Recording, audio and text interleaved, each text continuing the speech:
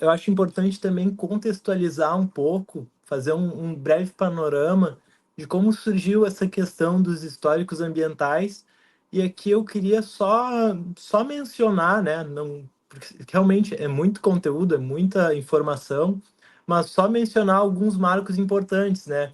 A Conferência de Estocolmo, que ocorreu em 1972, como a gente estava falando lá no começo da entrevista e do bate-papo, ali pela década de 60 e 70, teve a Conferência de Estocolmo, que foi o primeiro evento global sobre o meio ambiente. Então, assim, foi na década de 60 e 70, ou seja, algo bem recente, que a humanidade começou a perceber os efeitos climáticos e começou a pensar em soluções para isso. Depois teve a Rio 92, né, que resultou na Agenda 21. Claro, a Rio 92 teve vários resultados importantes, mas eu trouxe a Agenda 21 ali, que foram a definição de metas para o século 21, que para mim é um marco importante, porque é quando a gente começa a pensar no novo século já, tipo, é uma virada de chave. Opa, esse sistema que a gente estava usando não estava funcionando, então a gente precisa se preparar para o século 21. Aí tem o protocolo de Kyoto, que é do final da década de 90 também, que é um acordo internacional onde foram estabelecidas metas de redução de emissões. E, por fim, o último marco internacional que eu vou mencionar aqui é o Acordo de Paris, que é vigente na atualidade, que veio na COP 21. É um acordo aprovado por 195 países, e isso significa assim, uma convergência global desse tema, né? E qual é a qual é o que o Acordo de Paris traz? Ele traz a meta, né, de se esforçar para limitar o aumento da temperatura média global em 1,5 graus Celsius acima dos níveis pré-industriais. Ou seja, a gente percebe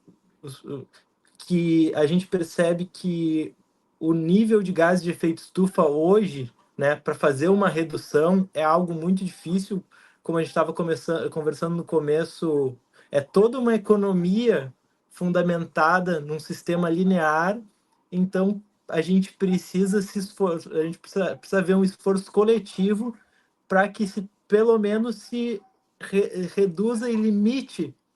Se trata assim de um cenário de mitigação dos danos colaterais, porque não existe uma resposta, não existe uma solução rápida para a gente reverter isso, né? E trazendo agora para o cenário nacional, a gente tem em 2021 a lei dos PSAs, que é a lei dos pagamentos por serviços ambientais, que alguns slides atrás eu trouxe para vocês o artigo 2º da lei que exemplifica quais são os serviços ambientais que podem ser remunerados, mas esse artigo ele traz um rol exemplificativo, deixando em aberto para que outros serviços ambientais possam ser remunerados. E assim, a lei do pagamento por serviços ambientais ela é um marco muito importante, porque traz segurança jurídica para os ativos ambientais. Os ativos ambientais eles deixam de ser uma política meramente mera, eles deixam de ser uma política meramente voluntária e passam a ser uma política legal, passam a ter um respaldo legal muito grande, né? E depois da lei dos pagamentos por serviços ambientais, né? Houve também decretos instituindo os créditos de plástico, houve também o decreto que instituiu a CPR Verde, mas o próximo marco assim de maior intensidade é a lei que institui o mercado regulado de carbono no Brasil, que é uma lei super recente. Ela entrou em vigência em dezembro de 2024. O que é mercado regulado e o que é mercado voluntário? Bom, existem dois tipos de mercado de carbono no mundo, né? O mercado voluntário e o mercado regulado. O que é o mercado voluntário? O mercado voluntário é aquele mercado onde as empresas comercializam entre si créditos de carbono por mera liberalidade, de forma espontânea. Ah, eu tenho uma empresa, eu quero os meus consumidores, eles se preocupam com essa questão ambiental, e vai ser vantajoso para minha empresa ter um selo de sustentabilidade, então por isso eu vou comprar créditos, eu vou aderir a boas práticas, e isso vai me dar um respaldo. Esse mercado voluntário funciona dessa forma, é um mercado livre, onde as empresas compram porque desejam e não porque são obrigadas. Já o mercado regulado, que é novidade aqui no Brasil, e está sendo instituído por meio dessa lei, que é a Lei 15.042, que entrou em vigência agora em dezembro de 2024, ele é um mercado onde as empresas têm obrigação legal de compensar suas emissões. Como é que funciona isso? Isso funciona pelo sistema chamado sistema Cap and Trade. O que, que significa isso? Significa que as empresas vão ter um limite de emissões. Tá, mas como é que esse limite é definido? Quem é que elabora esse limite? Esse limite ele é definido com bases nas diretrizes nacionais que o Brasil adotou como meta nos acordos internacionais, entendeu? Então, são diretrizes, são limites de emissão que as empresas terão com base na política nacional, tá? E como é que funciona? Não são todas as empresas, não são todos os setores que participarão desse mercado no primeiro momento, mas estima-se que de 5 a 7 mil empresas estarão participando desse mercado, né? Na lei prevê quais setores da economia participarão.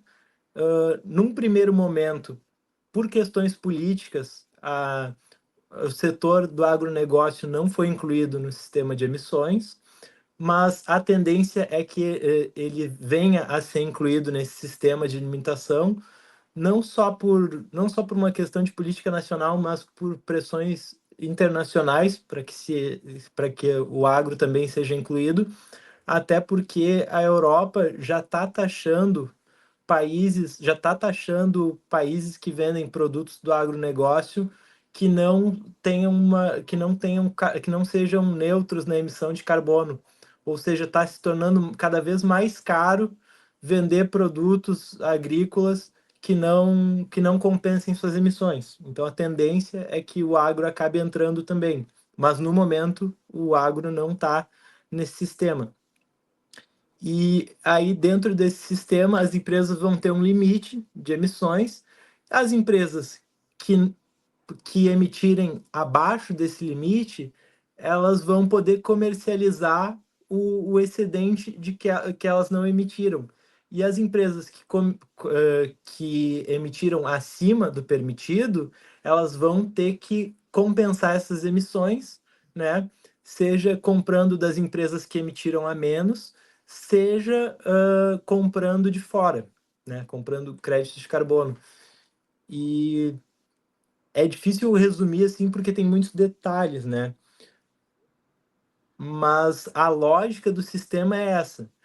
Trazer assim, fazer um exemplo aqui hipotético. Digamos que existissem 4 empresas e o limite fosse 25 mil toneladas ano. Duas empresas emitissem 20 e duas emitissem 30. As empresas que emitiram 30 iam precisar comprar 5 das empresas que emitiram 20. A lógica de funcionamento é essa. E por que a lógica é essa? Para que o Brasil como um todo consiga cumprir suas metas ambientais de redução de emissões.